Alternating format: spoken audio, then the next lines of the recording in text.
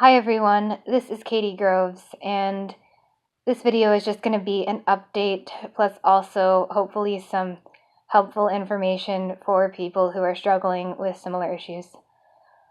So, right now I'm having a hard time. I didn't sleep very well last night, as our boyfriend has been experiencing insomnia, and we ourselves have been having nightmares. I am also very frustrated with some certain things that have been happening involving targeting. I've hit kind of a breaking point with my online posts getting messed with on Tumblr specifically. I've noticed lately that little words like to or and or the little articles specifically, but also other small words too, have been getting deleted from my posts and also added unnecessarily to my posts on there. And this is something that I noticed happening on YouTube months ago, but then it stopped being so bad, but now it started up again pretty bad on Tumblr. And this is a sort of subtle gaslighting that can just make a person feel crazy when they're not. I made a Tumblr post about it. I'll put a link to it in the description.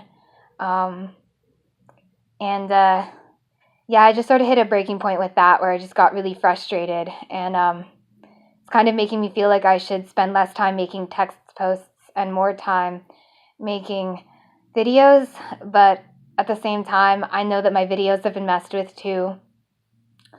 The actual words that I say may not have been changed, as far as I can tell, but I did catch subliminal messages being put in my videos a little over a year ago. And for those who are unfamiliar with that, I'll put links to that stuff in the description below too. And part of what has really made me hit a breaking point with this stuff is that one of my usual coping tools is venting about it, is talking about it to my partner, talking about it to other people. But the more that I deprogram, the more I integrate, the more I really become grounded in the awareness that the people who are doing this stuff to me are also watching what I do. They record what I do in my apartment, and while I'm sure that bots are in charge of going through the footage and determining what's important and what to do with it, a lot of the time I still know that human beings watch it, watch the footage to some degree, and it just really, really frustrates me knowing that not only am I being tortured, as gaslighting is a form of torture, and my work is being sabotaged in certain ways, but also my reactions to it are on display for them. I put a lot of work into being zen about this stuff, into processing it silently through meditation. But it's just very challenging when I feel inhibited to even talk about it, because I know that the very people who are doing this stuff to me are monitoring my reactions, and this came up for me today. I'm sure that they are laughing at them. And that really touches on a deep place from my childhood of pain, as I was tortured emotionally by my narcissistic parents as well as other narcissistic abusers who would sadistically abuse me and then mock me for my reactions. The amount of shaming that goes into MK programming is extreme, but it's not unique to MK. It's really something that happens in narcissistic abuse, the kind of shaming I'm talking about. It's just amplified in MK because it's a bunch of narcissists with money and power getting together and doing it in groups, doing it systematically on a level that one doesn't normally quite see in a non-MK narcissistic household. But thinking about this and the pain that I feel, it's brought me to the awareness that I have had for a long time, but it's brought me to a deeper place with it, that the people that I grew up with, the narcissists, they're children inside. Not just children, but infants and toddlers. Very, very small. And it helps me to remember this, because that horrible feeling of being a child and thinking that adults were looking at me and shaming me, thinking such horrible things about me and making fun of me, that feeling can be overwhelming, and it's really important for me to put those feelings in check by reminding myself that they are not really adults. They may be in adult bodies, and they may be able to do a lot of damage with them, with the adult minds and bodies that they have, but emotionally, they're so tiny. And I need to remember that it's toddlers and babies that are laughing at me, that are hurting me. It's not grown adults, not really. And that really helps take a lot of the shame, a lot of the emotional impact away. And what it really brings me to is a place of grief. It's extremely sad to realize that there are supposedly grown adults who never matured emotionally, who run around hurting people without any concept of what they're doing. And it's brought me to two memories, specifically. Three, actually, but mostly two. Having to do with my parents. My father, once, when I was about 8 years old, was in a horrific rage. And he always sounded like a little kid when he raged. But there was a moment during this particular rage when he actually got on his hands and knees, bent over the little staircase with green carpeting that was actually shown in the picture of my childhood home that I posted yesterday in a community post. I'll put a link to that if anybody wants a vivid visual. Can understand why most survivors probably wouldn't. But if anyone wants one, you can literally see from that picture I posted yesterday where my father was when he did this. He was bent over that little green carpeted staircase, and he started banging his fist on the ground. And I think he was yelling too. He had been yelling at least. And he looked exactly like a toddler stuck in a middle-aged man's body. It was 100% a toddler temper tantrum move. And I remember staring at him with wide eyes and realizing, oh my God, my father is a child. Like, he's not just childish. And he's not just stunted with the range of implications I thought that had. He truly is stunted in this way I didn't realize. And it was really profound for me, and it's something that helps me dealing with the shame of the abuse he inflicted upon me. It helps me to remember that he is not a grown adult. Not really. He is that toddler who is banging his fist on the ground. He always has been since he got stuck in that place, and he probably will be until he dies. And the other two memories have to do with my mother, and they happened within a short time of each other. I think I talked about at least one of them in a video of mine.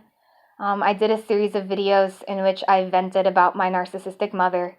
I'll put a link to those in the description for anyone who's interested. But I'm going to go ahead and talk about both these memories here. Even though I'm really anxious, I'm not going to be doing so in a way that's mocking her or venting about her in any way. So maybe it'll be more accessible to survivors who find that too triggering. So, in the first of these memories, it was all during the time when my mom was visiting me out in California after I'd gotten away when I was 18. And this was, as far as I can recall, the last time I ever saw her in person. We were at a cafe, at this little restaurant cafe, and I had ordered a sandwich, and I wanted a pickle with my sandwich. And my mother looked at the pickle on my plate, and she very angrily demanded to know why I had a pickle. And I said, I like pickles. And she said, but I don't like pickles. And I said, but I'm not you. I said, I'm not you, Mom. Something like that. And she said, in this very slow voice, looking very taken aback and confused, oh, I guess you're right. But she didn't comprehend. And that's a level of developmental trauma in narcissistic personality disorder that just blows my mind. And the other event that happened with her that I've been thinking of today also happened during that trip. I think it was a day or two later. I tried to put some physical distance between me and her. And I hopped over a small fence after calmly telling her that I was going to do this. And I stood out on a cliffside overlooking the ocean where we were. And she couldn't bear to have that much distance put between us and could not understand why I was asserting autonomy in the way I was. It just did not compute to her. So, despite being loaded and older, not physically really capable of jumping over this fence, she tried to climb over it and managed to barely succeed, painfully, so that she could be closer to me. I kind of looked back at her and gave her this kind of daring look, not trying to be hostile or threatening, but just kind of setting a boundary with my eyes, being like, please don't come closer. And she sat down near the fence on the cliffside, several feet from where I was. And she looked at me, and I remember the look on her face was really frightening for me because she looked like a scared infant. She really looked regressed, like a baby.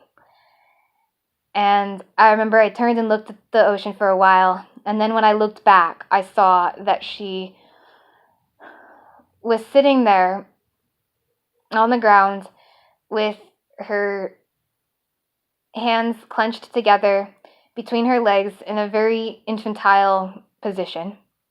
You know, she looked just like babies I'd seen sitting in this particular position. And she was rocking back and forth, staring at me with big eyes, looking extremely traumatized. And what it made me think of was, I think it's called Erasmus Syndrome, something that happens to babies when they are not held. They can display very painful to watch physical symptoms of the literal physical trauma and spiritual trauma of not being held. And that is how my mother was looking, in my opinion. It really reflected that kind of trauma. And she was looking at me as if I was her mother, as if I was the one who had abandoned her. And this is what I understand to be the core of narcissistic personality disorder, this dynamic, where the parent completely flips their sense of parent and child and looks at the child like they're the parent and they're the child. But never had I seen it so very clearly displayed before me in a way that I could really see. Because at this point, I was the most deprogrammed I had ever been. And I just, like I said, this is the first time I was ever really able to see it in this way. And so my point in sharing this is that, well, not only does it help me, but I think that there are probably a lot of you who have been subjected to narcissistic abuse, who have struggled with the shame of being treated by adults like you're nothing, like you're a monster, like you were the one who abandoned them when they were small. And I know that not every narcissistic abuse victim gets to witness their abusers behaving quite so overtly infantile. And so I just wanted to share this to help those of you who are struggling with this see that this is what is underneath NPD. This is what is at the core of NPD. And if you've been subjected to this stuff, it's not you, it's them. And you are not responsible for their illness. And if you feel shame because they have looked at you with such hideous judgment, if you feel shame because they have worked so hard to make you feel small, it's not you. It's not your shame. It's theirs. That they're trying to make you feel so that they feel less small. And it's just not a reflection of who you are. Okay, that's all I have for this video. I'm in a really triggered place right now, so I hope that this didn't trigger anyone else too badly. I hope that my trigger warnings in the description are sufficient for people, and I just hope that this, I just hope this helps. Thanks.